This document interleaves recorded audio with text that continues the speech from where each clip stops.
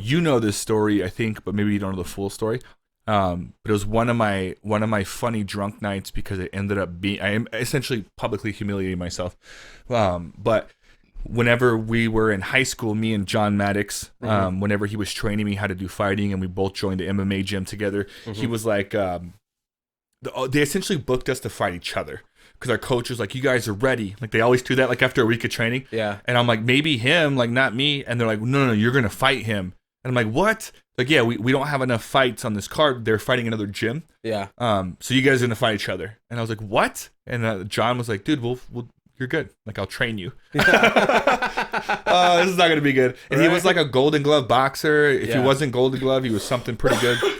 Yeah, I remember. And so, they decided that me and John were going to fight each other. So, like, we trained really hard for, like, the next 2 months, maybe. And then we got the great idea. We got the thought, like, since we're fighting each other, we could both go get hammered.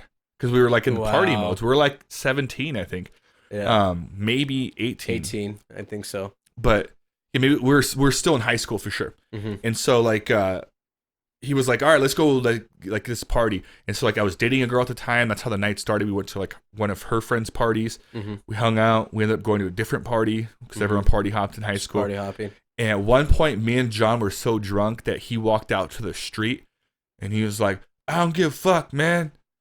I don't care if this car hits me. I'm like, John, get out of the street, man. If you get hit by a car, you're not going to be able to fight me. I'm going to fuck you up, man. And he was like, no.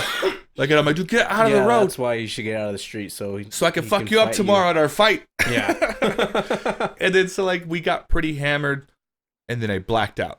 Like, not blackout. I hate using that word because I know that people actually black out. I remember the rest of the night, but choppy, like really bad. Yeah. We ended up finding these girls. Blackout spots. Yeah.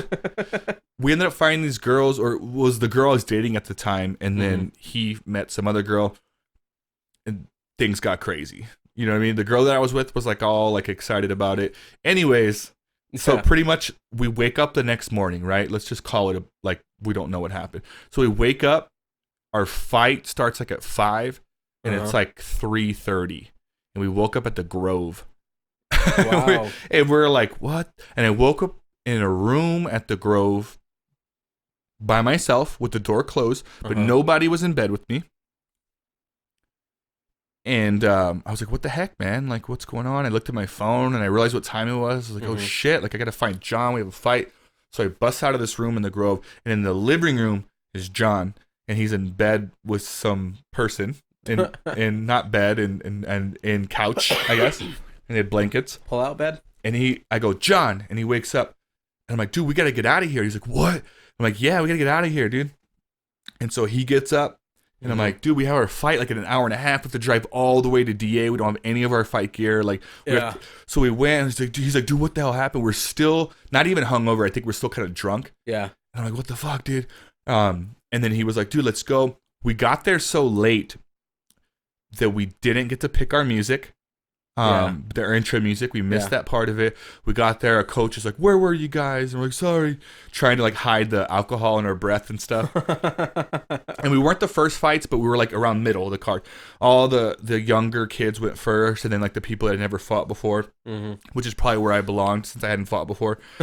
And then there's like 6 fights left, and that's when me and John fight. And it was December, and it was an outdoor arena. And I remember everyone was fighting with their shirts on because it was cold. Yeah. And so we're like, nah, screw that, dude. Like, we have fans here. We're going to fight with our shirts off. And so, what's it called? Before we get to that part of it, it's John's turn. And they do the announcement. Like, coming first to the cage, John Maddox. And it was Tupac. It was, that's why I fucked your bitch. Get money. Whatever. Like, doom, doom, doom, doom. And he comes in all crazy. He's like, woo. Everyone's like, yeah. All hyped up. Yes. And he gets in there and he gets in his corner and he's like doing his shadow boxing thing. And I'm like, all right, cool. And they're like, coming next to the cage, Will Palmer. The song pops on. Akon. I try so hard. Oh, wow. And everything will follow me. Wow. I try so hard. They and really picked that song. And I was like, God damn it. I walked to the stage all fucking pissed off, all sad. I'm like, dude, what a terrible ass song. Like, and then, yeah, so I got in the cage. I'm already fucking not hyped up because of my song, and John's ready to go.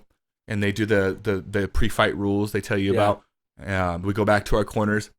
They take my shirt off and his shirt off because we have gloves on. Yeah. And then we turn to get ready to fight.